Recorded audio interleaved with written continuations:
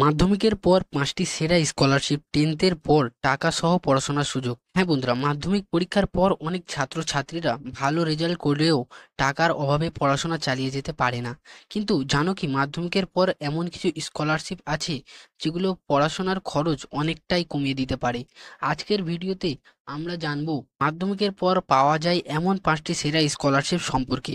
ভিডিওটা পুরোটা দেখো, আর যদি তুমি এমনই কোনো সুযোগ খুঁজছো তাহলে এটা তোমার জন্য খুবই দরকারি হতে চলেছে।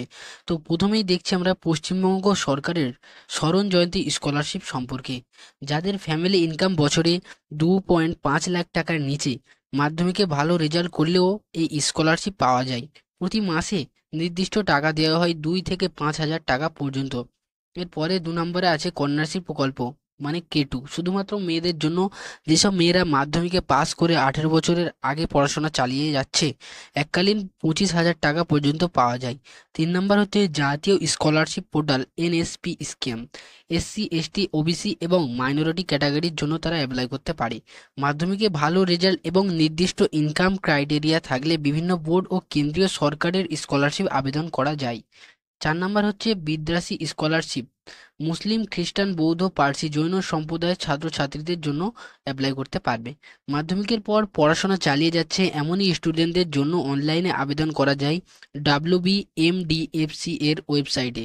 5 নম্বর হচ্ছে private scholarship lauryl for young women in science, যেটা সম্পূর্ণ মেয়েদের জন্য যারা বিজ্ঞান নিয়ে পড়াশোনা করতে চায়। প্রতি বছর নির্বাচিত ছাত্রীরা প্রায় প্রায় 2.5 লাখ টাকার স্কলারশিপ পেয়ে থাকে।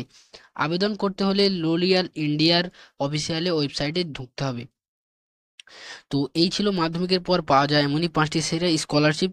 তুমি যদি এদের মধ্যে কোনোটার জন্য যোগ্য হও, দেরি না করে এখনই আবেদন করো।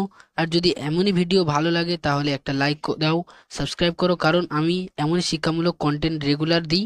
আর কমেন্টে জানাও তোমার পরবর্তী ভিডিও কী বিষয় নিয়ে চাও।